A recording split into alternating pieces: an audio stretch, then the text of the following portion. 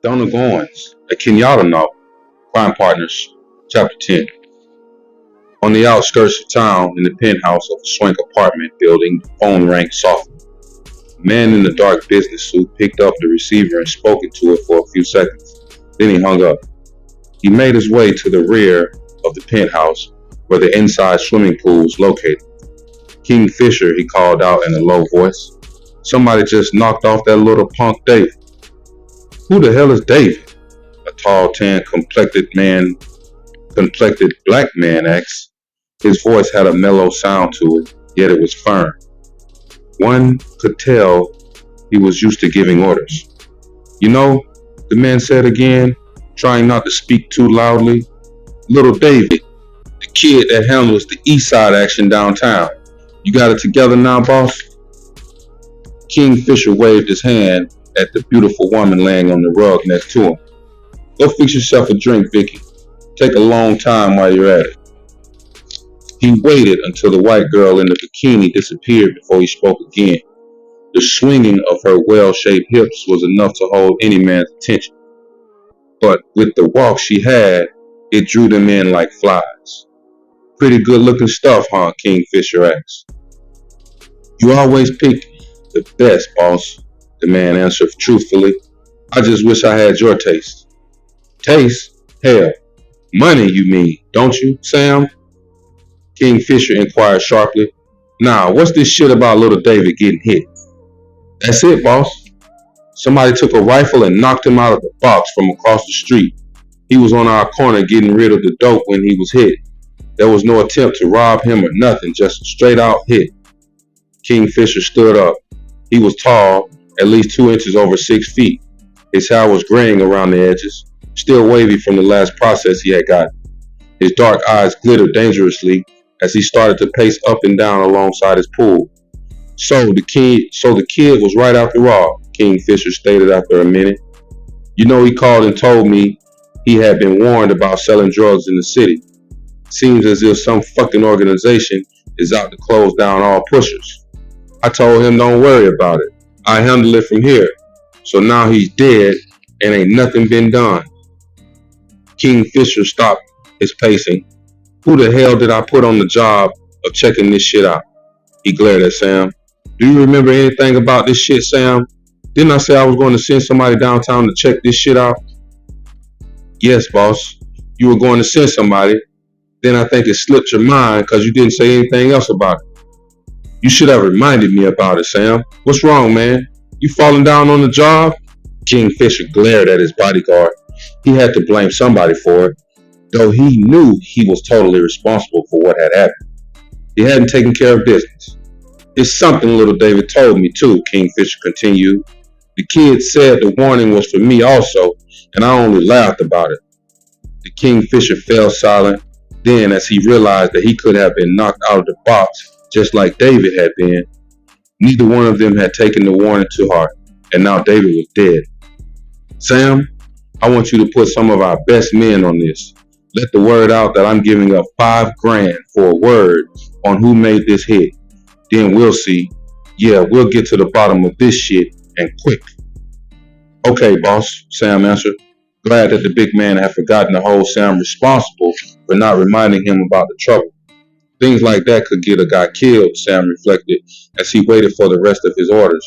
Now, all he wanted to do was get out of Kingfisher's sight for a while, because it was a bad place to be when the Kingfisher was aroused.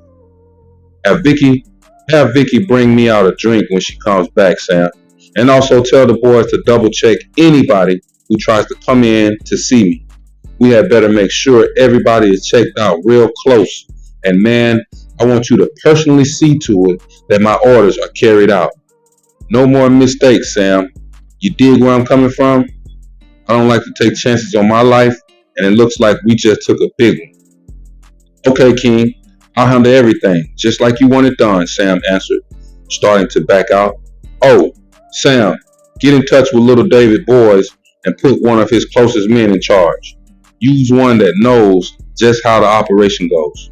We'll continue to supply them with stuff, but make sure you pick a winner, man. Don't come up with no punk who might end up one day turning state's evidence against us, Kingfisher ordered. waving his hand to add emphasis to his order. The huge diamond on his finger glittered wildly as his hand went back and forth. Also, be sure to find out the name of this organization that's trying to put the pushers out of business. I want this tonight, Sam. Tonight, do you understand? Sam understood too well. He almost broke and ran from the room. He had a lot to do, and he would have to put pressure on those under him. When the boss got scared, there was no telling what he might do, and the boss was scared now. Anytime someone got knocked off in their organization, the boss got shook. For a heavy-set man, Sam moved swiftly. He weighed over 200 pounds. He was an ex-boxer and policeman. He had gotten caught taking bribes and was kicked off the force. But since then, he had made more money than he'd ever dreamed of. So he hadn't really lost anything except a steady job that took up too much of his time. Working for the Kingfisher was a sweet job, except for times like this. Well, it wouldn't last. Whoever the upstart was would be quickly taken care of. Sam would personally see to that. His very existence depended on it. Meanwhile, back in the ghetto, Kenyatta had just heard the news by phone. He broke out some expensive wine and was drinking to it when his two hitmen came through the door. "Hey, what you gonna say?" he yelled out in greeting. "You know, Billy, you boys are better than I realized. You don't waste any time, do you?" He smiled at the men, then called out to Betty. "Honey, find some more glasses so that we can get our brothers here relaxed. I know they'd love to have a glass of this good wine." Billy flopped down in his chair. "Yeah, I could use some if it's cold," he said as he straightened out his legs. The butterflies inside his stomach were just beginning to leave. It took a while after a job for him to relax. "How did everything go?" Kenyatta inquired as the men made themselves comfortable. "Just like clockwork," Jackie said, popping his fingers. "I mean, you couldn't ask for a better job. It was pure sweetness." "Uh-huh," Kenyatta mumbled as he pulled his desk drawer open. He removed the packs of money and tossed them on the desk. "I think these belong to you boys," he said, leaning back in his chair. He watched Jackie pick up the money. The man took the 3 bundles, tossed one to Billy, stuck one in his pocket, and tossed the other one over to Carol. "We didn't talk about it, Billy, but I feel as if she earned one, man," he said, shaking his head as she attempted to give the bundle back. "Keep it, baby. If I didn't want you to have it, woman, I wouldn't have given it to you." Billy laughed loudly. "He's right, Carol. You really earned it, girl.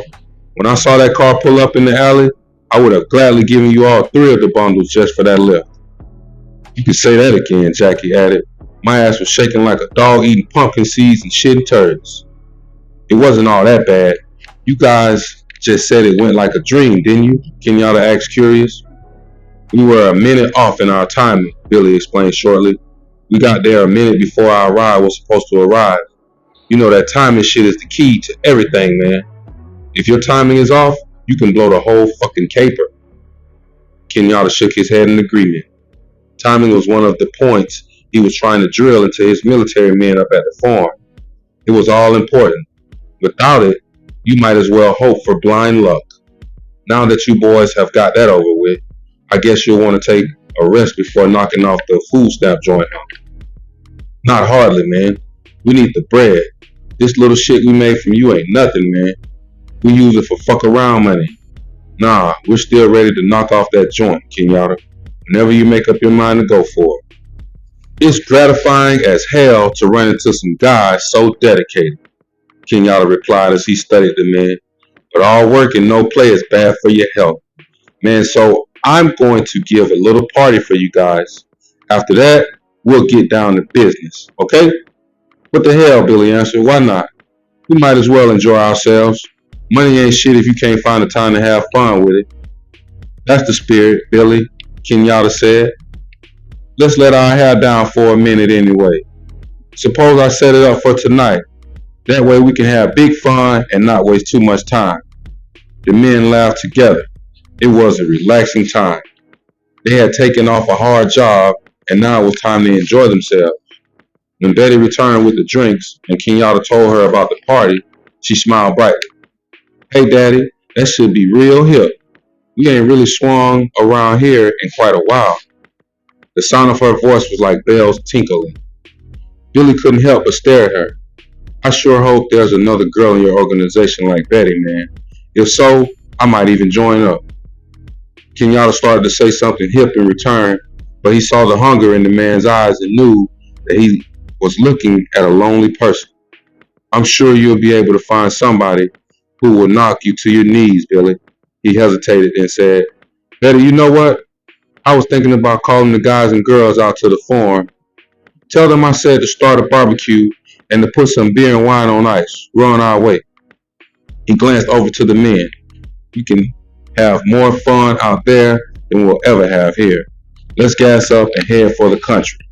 I bet it will be something you two will never forget."